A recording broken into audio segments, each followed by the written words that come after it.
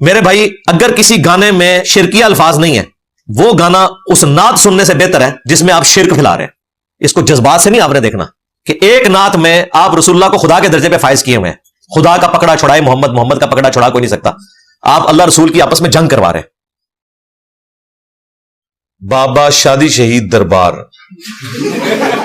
بھمبر آزاد کشمیر میں لوگ بکرے کا چڑھاوا دیتے ہیں، ایسا کرنا کیسا ہے؟ بالکل غلط ہے جی. یہ تو کسی نبی کا بھی مزار ہو، اس کے اوپر بھی آپ چڑھاوا نہیں چڑھا سکتے. بالکل یہ منع ہے. ابو داؤد میں حدیث ہے، ایک صحابی نے کہا کہ میں نے منت مانی تھی کہ میں اللہ کے نام پہ 100 اونٹ دوں گا، تو یا رسول اللہ مقام بوانا پہ میں اونٹ قربان کرنا چاہ رہا ہوں. آپ نے فرمایا دیکھنا وہاں زمانے جاہلیت میں کوئی میلہ تو نہیں لگتا تھا، یا کسی بت کی پوجا تو پہلے کبھی نہیں ہوتی تھی. اب نہیں، پہلے بھی اگر وہاں کوئی شرکی ایکٹیویٹی ہو رہی تھی نا تو تم نے وہاں اللہ کے نام کا بھی جانور نہیں دینا. اس کا مطلب پتہ کیا ہے؟ یہ لوگ کہتے ہیں جی دادا دربار پہ ہم جا کے اللہ کے نام کا ہی دے رہے ہیں نا. بھائی وہاں پہ شرکی ایکٹیویٹیز ہو رہی ہیں، وہاں پہ آپ اللہ کے نام کا بھی نہیں دے سکتے. اور حدیث میں تو اس سے اگلا ورژن تھا، یعنی اگلا ورژن یہ ہے کہ اگر دادا دربار ختم ہو جائے اور مکمل یہاں پہ بلڈوزر چل جائے، خود بریلوی چلا دیں اور ختم کر دیں کہ یہ مزار رسول اللہ کی مخالفت میں ہے، سمپل ایک قبر کی جگہ ان کی چھوڑ دی جائے، اور 10 سال بعد کوئی کہے کہ میں داتا دربار کے پاس، جو کہ اب ہے ہی نہیں ہے، وہاں اس قبرستان میں جو ایک قبر ہے اس کے پاس کہیں اللہ کے نام کی نیاز دینا چاہتا ہوں، ہم اسے یہ حدیث سنائیں گے کہ چونکہ 10 سال پہلے وہاں جاہلیت کی ساری رسومات ہوتی تھی، اللہ کے نام کا وہاں پہ نہیں دو گے. کسی بازار میں کھڑے ہو کے دے لو، کسی کرکٹ گراؤنڈ میں دے لو، لیکن جہاں شرکی ایکٹیویٹیز ہوتی ہیں وہاں پہ آپ نے نہیں دینا. یہ اکثر نا بریلویوں کے علماء کتنا ایکسپلائٹ کرتے ہیں. جی دیکھو نعت لگی ہوں اے بند کر دیں ٹی وی، گانا سن لیندے نے. میرے بھائی اگر کسی گانے میں شرکیہ الفاظ نہیں ہے، وہ گانا اس نعت سننے سے بہتر ہے جس میں آپ شرک پھیلا رہے ہیں. اس کو جذبات سے نہیں آپ نے دیکھنا، علمی گراؤنڈ میں فیصلہ کریں کہ ایک نعت میں آپ رسول اللہ کو خدا کے درجے پہ فائز کیے ہوئے ہیں. نعوذ باللہ من ذالک. خدا کا پکڑا چھڑائے محمد، محمد کا پکڑا چھڑا کوئی نہیں سکتا. آپ اللہ رسول کی آپس میں جنگ کروا رہے ہیں. ٹھیک ہے، تو اس طرح کی نعتیں اگر ٹی وی پہ لگیں گی تو ہم انہیں بند ہی کریں گے نا.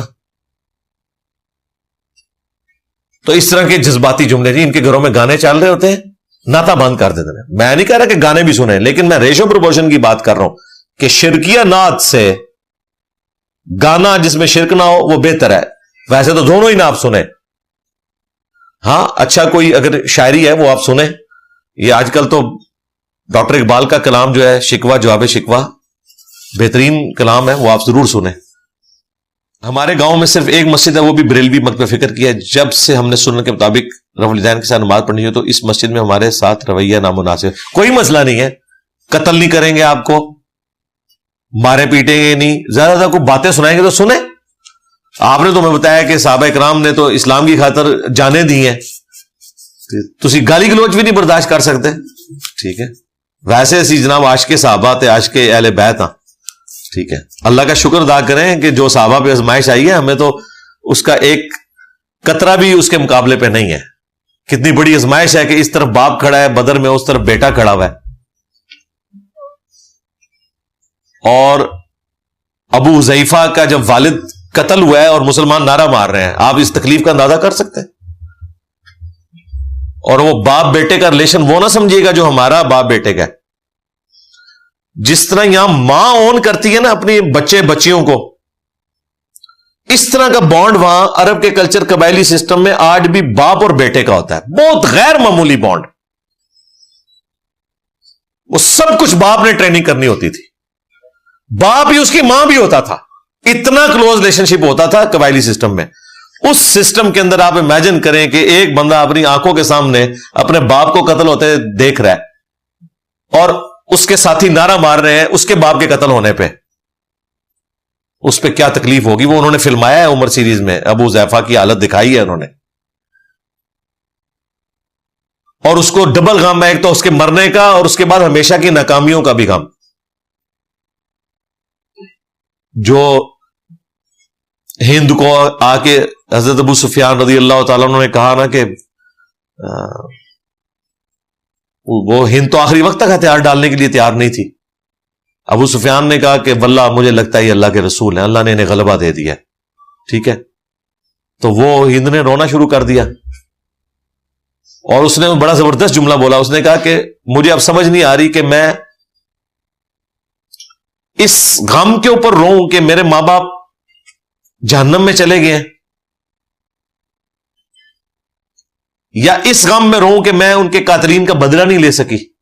یعنی کتنی چیزیں مکس ہو گئی. پہلے تو غصہ بھرا ہوا تھا کہ حضور سے بدلہ لینا ہے، بعد میں پتا چلا یہ سب فراڈ نکلا ہے. تو اب مجھے سمجھ نہیں آ رہی میں کس بات کے اوپر روؤں، اس بات پہ کہ میں نے اپنے باپ کا بدلہ لینا تھا، یا اس بات پہ کہ میرا باپ جہنم میں چلا گیا رسول اللہ کا انکار کر کے. بڑی ازمائش والی چیز ہے جی بھائی. تو اس تکلیف سے تو گزرنا پڑے گا. باقی ان کے ساتھ کوئی مناظرے کرنے کی ضرورت نہیں، چپ کر کے سن لیا کرو. ہاں تھوڑی مولوی دی خدمت بھی کریا کرو، تھوڑا جمعے تو بعد اینج کر کے 100 ہی نوٹ رکھتا پاویں. ہاں کبھی کوئی گوشت دے دیا، کبھی کوئی سوٹ گفٹ ملا وہ دے دیا. پلس کنفرنٹریشن نہیں کرنی. اس کا آسان طریقہ یہ کہ ان کو تکلیف پتہ اس وقت ہوتی ہے جب آپ ان کے سامنے رفع الیدین کرتے ہیں. چپ کر کے 1:30 بجے زور دی نماز ہے نا، تو 1:25 پہ گھر سے نکلے، جوتیاں اتار رہے ہو اور اقامت ہو رہی ہو، وضو آپ نے گھر سے کیا ہے، جا کے چپ کر کے صف میں کھڑے ہو، سلام پھرتے ہی چپ کر کے گھر واپس آ جاؤ، سنتا گھر آ کے پڑھو. جب آپ وہاں کھڑے ہو کے سنتے پڑھتے ہیں نا، پھر انہوں نے جناب ایسی کھچی پہندی ہے، توبہ توبہ توبہ توبہ توبہ.